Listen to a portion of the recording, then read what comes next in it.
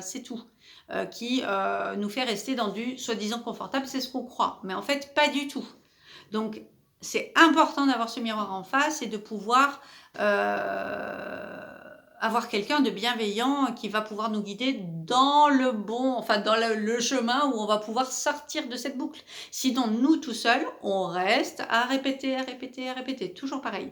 Donc première chose, la responsabilité, faire des choix, se prendre en main, décider, voilà, que ça va changer et sans auto-sabotage. Voilà. Et la deuxième, c'est la foi, de croire vraiment, avoir la foi, mais vraiment 2000%, parce que ça, c'est ça qui va changer notre énergie, notre vibration. Une fois qu'on sort du mode victime ou rebelle ou quoi, il faut recalibrer l'énergie.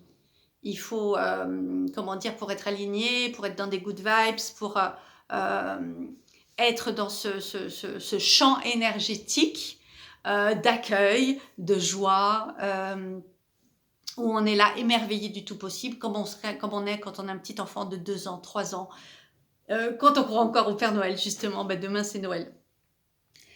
Cet émerveillement de l'enfance, il faut arriver, enfin il faut, vous voyez ce que je veux dire, et c'est génial, d'arriver à se remettre dans cette énergie-là du tout possible, de l'émerveillement. Je sais que ça fait un peu niais comme ça, voilà, maintenant il y a des gens aussi qui critiquent ça, ou il faut pas parler d'amour, c'est niais, il faut pas parler d'émerveillement ou de joie, voilà, c'est quand on est gentil, c'est négatif, ou des choses comme ça. Eh ben non, en fait. En fait, non, parce que déjà tous les gens qui croient ça, c'est que eux-mêmes ils ont des grosses blessures de trahison ou d'humiliation. Comme si ça pouvait être humiliant de passer pour quelqu'un de naïf ou de tout ça, hein. Moi, c'est quelque chose que j'ai beaucoup connu parce qu'on me l'a souvent dit, et on le disait aussi à ma mère. Mais en fait, pas du tout, quoi. Et en fait, vous arrivez à un moment, de toute façon, vous vous en foutez de ce que disent les gens. Voilà.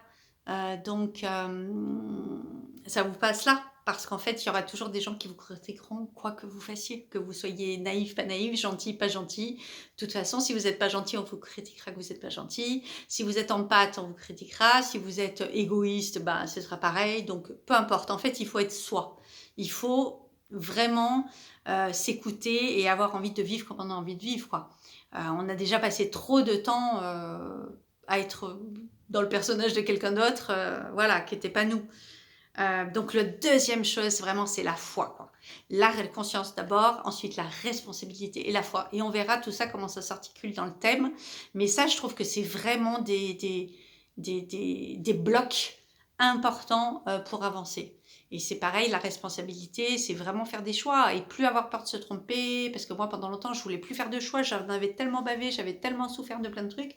On veut plus faire de choix. On a peur, ça nous fige. On se dit, mais si je me trompe encore, est-ce que je vais encore perdre 2 ans, 4 ans, 6 ans? Est-ce que je vais encore perdre une société? Est-ce que je vais encore perdre des relations? Qu'est-ce que je vais encore perdre dans les prochains choix, quoi? Mais en fait, ça, c'est que tant qu'on est encore dans les cœurs, tant qu'on n'a pas encore réconcilié, qu'on ne s'est pas réconcilié encore avec notre foi, etc., il faut sortir de ça. Et c'est pour ça que je vous dis, il faut être accompagné. Parce que tout seul, c'est difficile de dépasser tout ça. Voilà ce que je voulais vous dire pour aujourd'hui. Je vous souhaite un merveilleux Noël, de très belles fêtes de famille. Que vous soyez en famille ou que vous soyez seul. Parce que des fois, on est très bien accompagné de soi-même. C'est pas parce que c'est les fêtes de Noël de famille qu'il faut être forcément en famille. Il faut surtout s'écouter, passer une belle journée, un beau réveillon, faire des choses qui nous font kiffer, pour lesquelles on a de la joie, qui vont nous faire plaisir, un beau repas, une soirée ciné. Peu importe, un partage avec des amis ou tout seul chez soi, se regarder un bon film avec un bon feu de cheminée, voilà, ou faire une activité qui nous plaît, peu importe, mais c'est un moment sacré, qu'on soit religieux ou pas, en delà de c'est une période de pétillance, de foi vraiment, ce passage de fin d'année. Donc je vous souhaite de très belles fêtes et puis, eh bien, on se revoit tout bientôt pour la suite. Ciao!